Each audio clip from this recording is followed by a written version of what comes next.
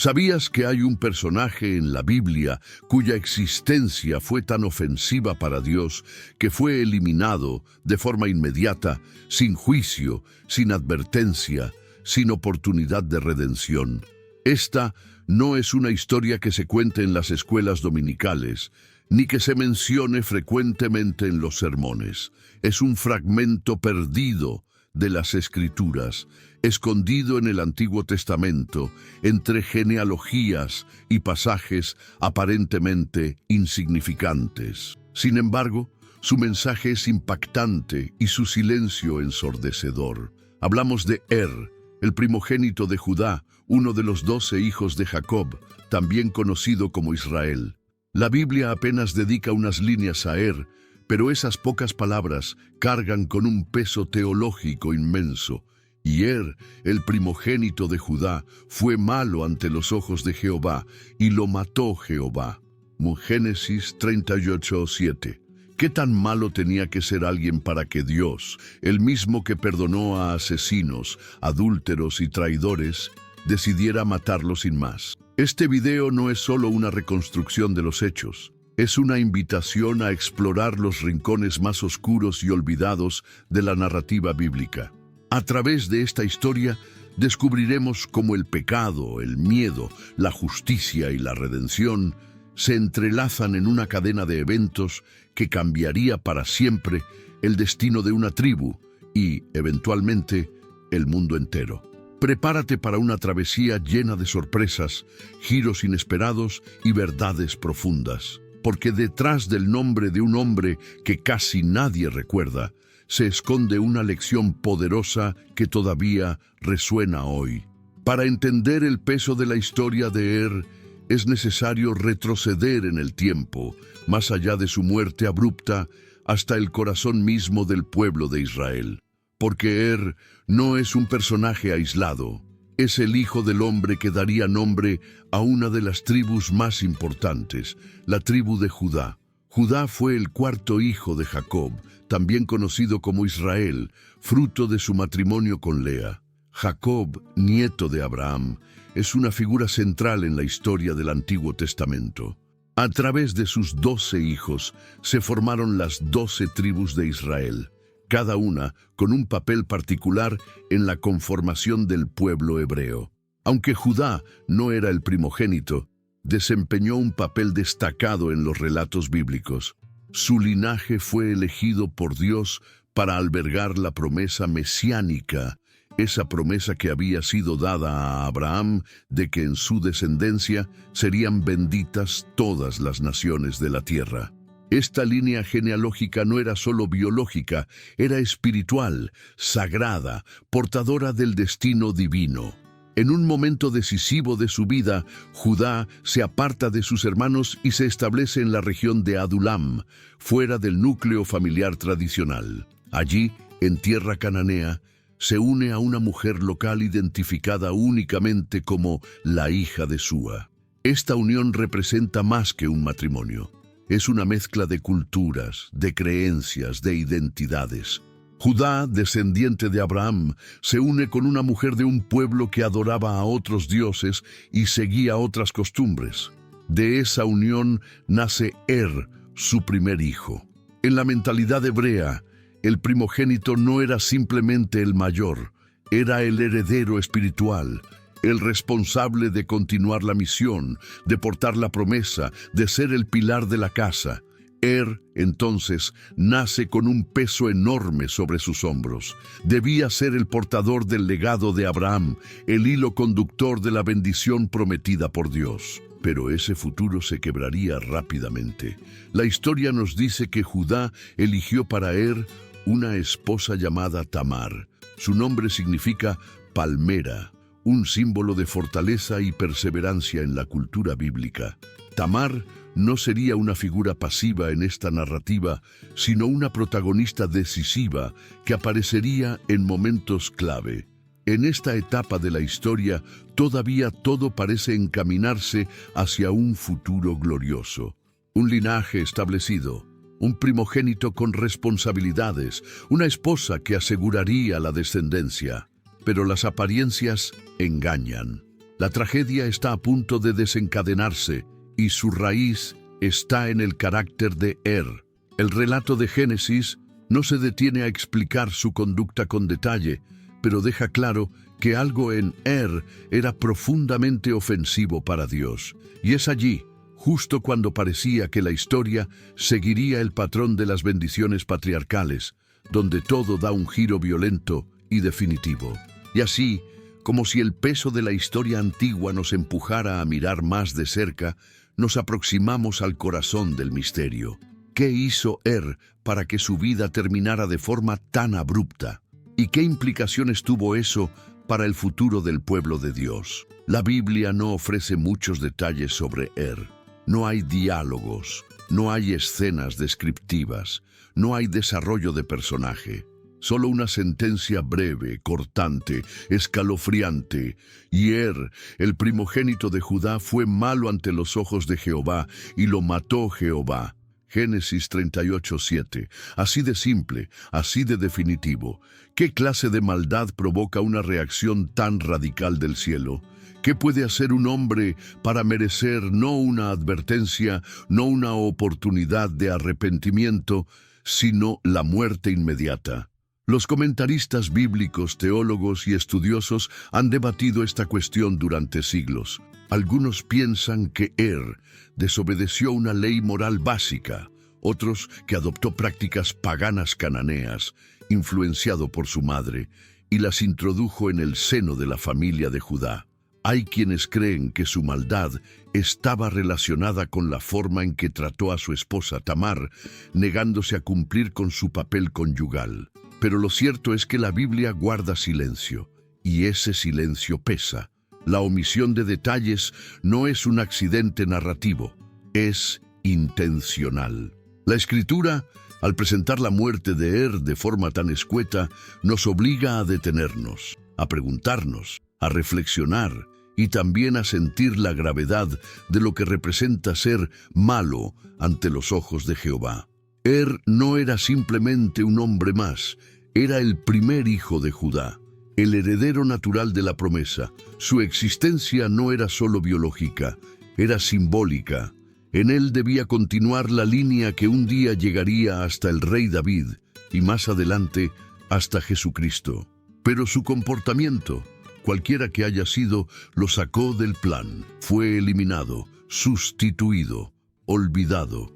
La muerte de no fue solo una tragedia personal, fue una grieta en la estructura del linaje, un terremoto silencioso que alteró el rumbo de generaciones. Judá, que había fundado su propio hogar lejos de sus hermanos, ahora se enfrentaba a la pérdida de su primogénito, y más aún, al cuestionamiento de su papel como padre y como portador de la promesa.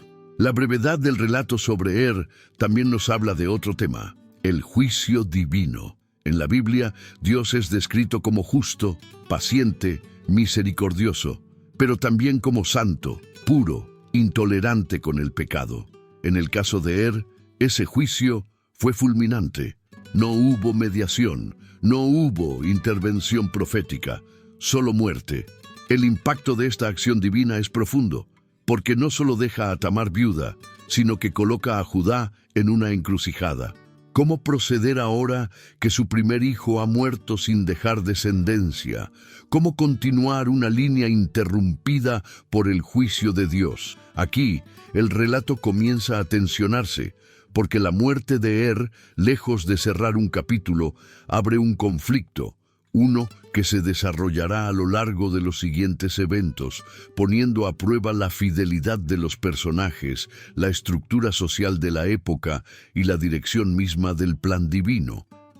Desaparece del texto bíblico tan pronto como aparece, pero su sombra permanece, porque su ausencia marca un antes y un después en la historia del pueblo de Judá.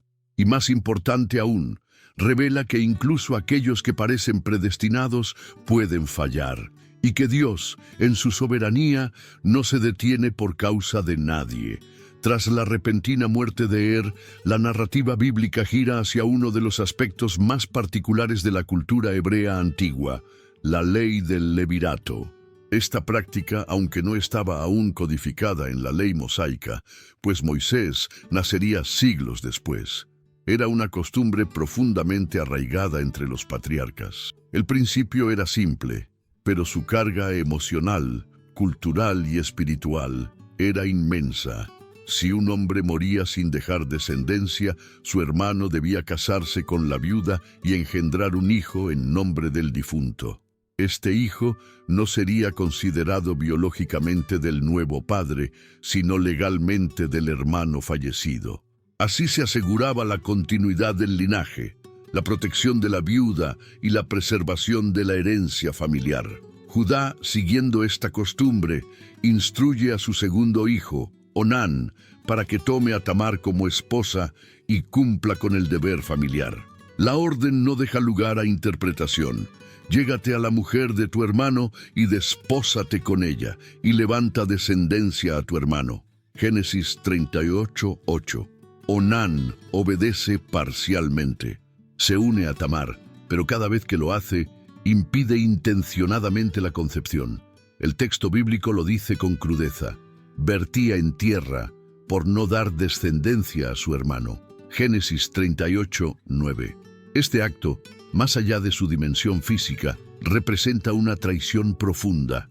Onán no rechaza la relación sexual, pero sí rechaza la responsabilidad espiritual y familiar que conlleva.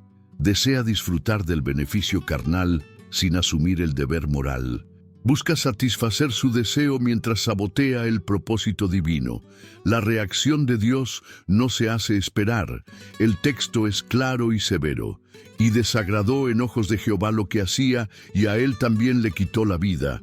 Génesis 38:10. Con la muerte de Onán, el drama familiar alcanza nuevas profundidades. Judá ha perdido a dos hijos, ambos ligados a una misma mujer, Tamar, y la sombra del juicio divino parece oscurecer la casa que una vez se creyó bendecida. La figura de Onán ha sido durante siglos objeto de reflexión. Más allá del aspecto reproductivo, su pecado es visto como una manifestación de egoísmo y falta de fe. Él sabía lo que debía hacer, pero deliberadamente optó por frustrar el plan. Fue un hombre que, aunque conocía su deber, eligió ignorarlo. Esta historia nos muestra que el pecado no siempre se manifiesta en acciones grandes o violentas. A veces, la maldad se encuentra en las decisiones pequeñas, repetidas, conscientes, que sabotean la justicia y la esperanza de los demás. Judá, al ver morir a su segundo hijo, comienza a dejarse llevar por el miedo, y es aquí donde la narrativa toma un giro emocional. El padre, en lugar de reflexionar sobre la justicia de Dios, empieza a ver a Tamar como la causa del infortunio. Decide no entregar a su tercer hijo, Sela, temiendo perderlo también. Con eso, rompe con la tradición, con su deber y con la promesa dada a Tamar. Después de la muerte de Onán, la situación de Tamar se vuelve insostenible. 2 veces viuda, sin hijos y ahora sin perspectiva de un nuevo matrimonio. En la cultura patriarcal del antiguo Israel, su condición no solo era vulnerable, sino desesperante. Sin esposo ni descendencia, Tamar quedaba atrapada entre la obediencia y la injusticia, entre la ley y el olvido.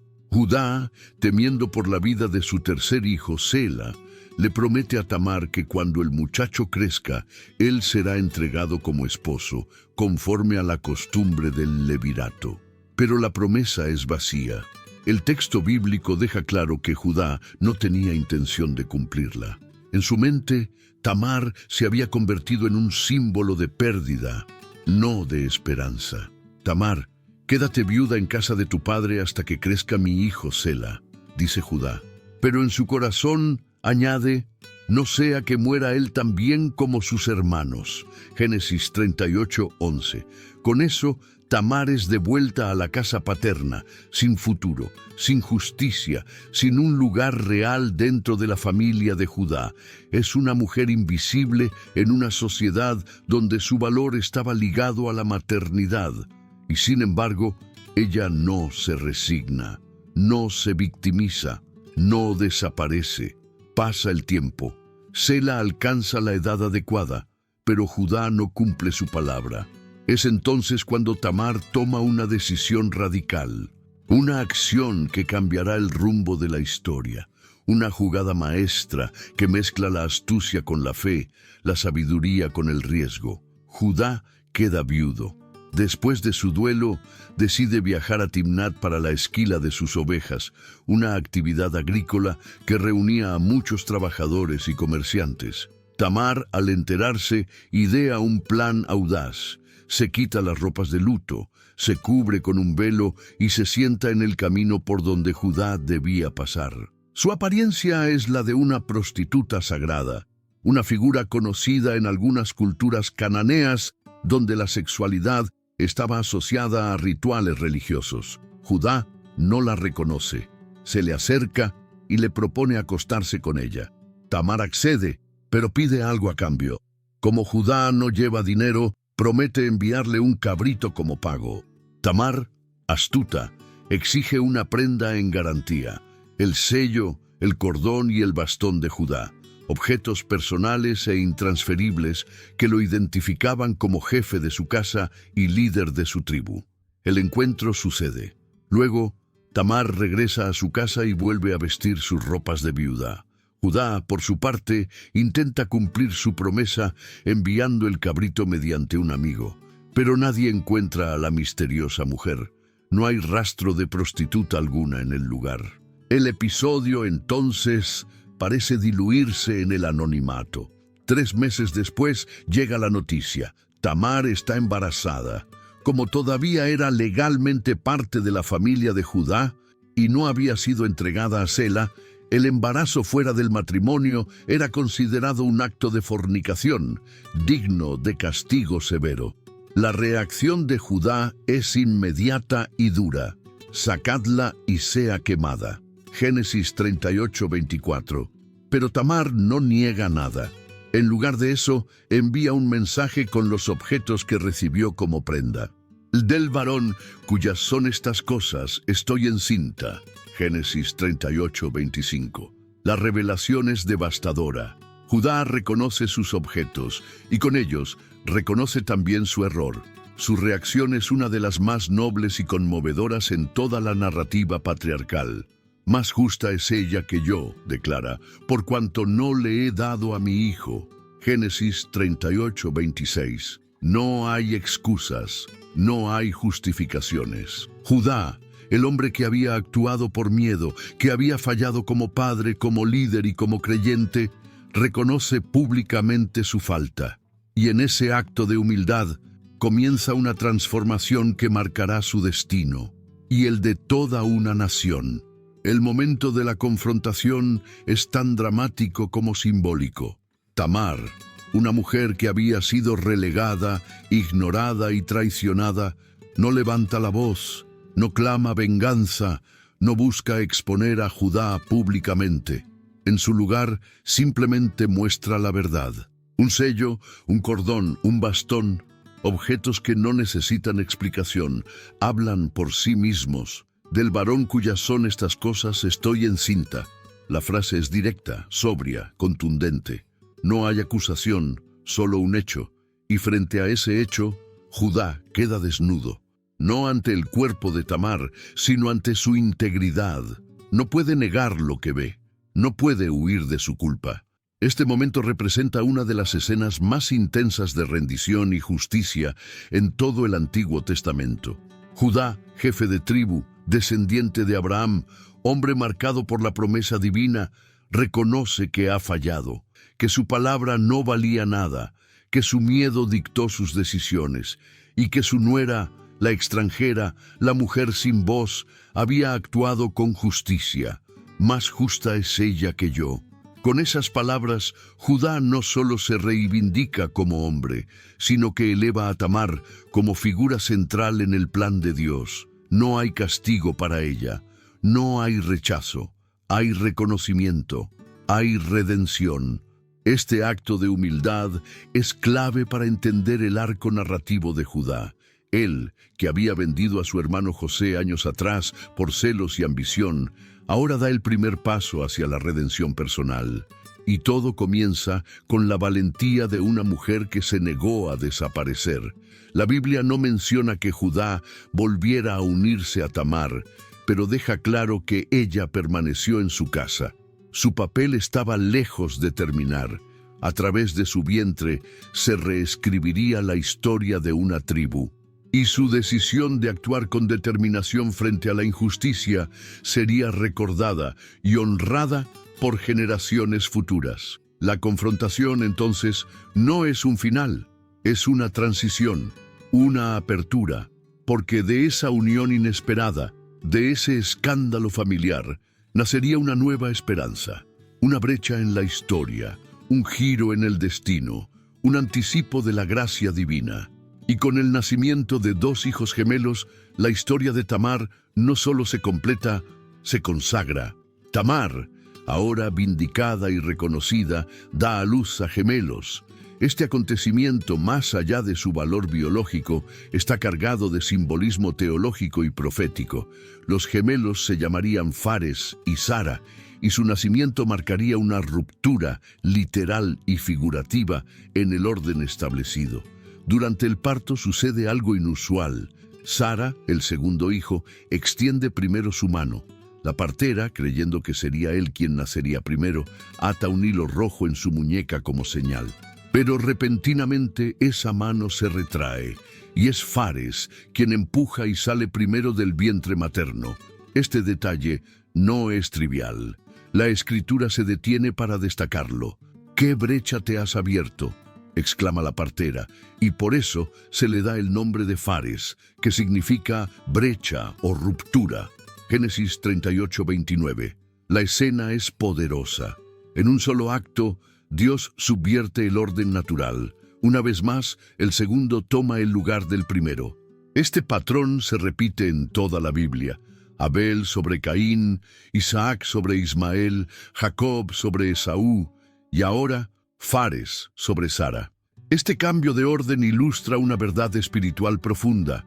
El plan de Dios no sigue las lógicas humanas. Donde el hombre ve una línea de sucesión, Dios ve una oportunidad para redención. Donde el hombre ve escándalo, Dios planta un linaje sagrado. Fares, nacido de una situación marcada por el pecado, el silencio y la astucia, se convierte en un eslabón esencial de la genealogía mesiánica. Su nombre aparece en los libros de Ruth y Mateo como ancestro directo del rey David y finalmente de Jesucristo. Y Tamar, que parecía condenada al olvido, es ahora una heroína silenciosa. Su decisión, su coraje, su sabiduría espiritual, todo lo que Judá y sus hijos no demostraron, son ahora los fundamentos de una historia que cambiará el destino del pueblo de Israel. Pero el simbolismo de los gemelos va más allá. Fares no solo representa la continuidad del linaje, representa la redención inesperada, el poder de Dios de abrir brechas donde hay muros, de levantar promesas donde hubo abandono, de traer vida donde reinó la muerte. Zara, con su hilo rojo, se convierte en una figura secundaria pero no olvidada. Su presencia, aunque silenciosa, refuerza el tema bíblico de que el primero puede no ser el elegido, que el propósito de Dios escoge caminos torcidos, escenarios impensados y protagonistas improbables. En esa brecha, en ese parto singular, se sintetiza toda la tensión y la esperanza de esta historia. Lo que comenzó con la muerte de lo que pasó por el pecado de Onán y el temor de Judá, ahora se transforma en nacimiento, continuidad y restauración. El plan divino sigue su curso, no por quienes lo merecen, sino por quienes se disponen a actuar con fe. La historia de aunque breve, deja una estela de preguntas, advertencias y revelaciones que van mucho más allá de lo literal. Su muerte repentina, el fracaso de Onán, la valentía de Tamar y la transformación de Judá forman una narrativa compacta, pero intensamente rica en significado espiritual. Primero, representa una advertencia clara. El privilegio no garantiza propósito cumplido. Ser primogénito, tener la promesa sobre los hombros, estar en la posición correcta, Nada de eso reemplaza el carácter. Tenía todas las condiciones externas para ser una figura central, pero su maldad lo excluyó. No hay detalles sobre sus actos, pero ese silencio no resta gravedad. Al contrario, lo amplifica. En un mundo donde muchas veces se valora la posición, el título o el linaje, la historia de nos recuerda que lo que realmente importa es cómo respondemos al llamado de Dios. No basta con ser parte del plan, hay que vivir conforme a él. Luego está Onán, símbolo del egoísmo camuflado. Él representa a quienes cumplen la mitad de sus responsabilidades, que se benefician de lo que les conviene, pero evitan el sacrificio que implica ser parte de algo mayor. Su muerte también fue juicio, no por el acto físico, sino por la intención moral, evitar que su hermano tuviera descendencia, saboteando así el plan divino por conveniencia personal. Tamar, por el contrario, se convierte en un paradigma de justicia activa. Su historia desafía muchas sensibilidades modernas, porque su estrategia puede parecer controversial, pero en el contexto bíblico, su acción fue un acto de fe, de resistencia y de justicia. Ella no buscó venganza, sino restauración. No actuó por odio, sino por convicción de lo que era correcto, y fue su acción la que mantuvo viva la línea del Mesías. Judá también nos enseña. Su camino de temor, omisión y culpa lo lleva a una transformación profunda. Al principio, actúa como cualquier hombre temeroso, protege a su hijo, evade su responsabilidad y culpa a otros por su dolor, pero cuando es confrontado por la verdad, no se esconde, reconoce su error, y esa humildad abre la puerta para que se convierta, años más tarde, en un hombre dispuesto a sacrificarse por su hermano Benjamín. Su evolución es una lección de cómo el fracaso puede ser punto de partida para la redención. Y finalmente, Fares, el niño que rompió la brecha, que interrumpió el orden establecido y se convirtió en canal del propósito divino. Su nacimiento es más que una historia de genealogía.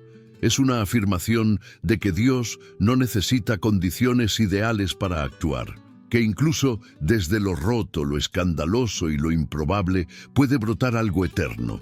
La inclusión de Tamar en la genealogía de Mateo no es un detalle estético, es una declaración teológica. En un mundo donde los linajes se escribían con nombres de hombres, Dios destaca el nombre de una mujer que actuó con justicia cuando los hombres fallaron.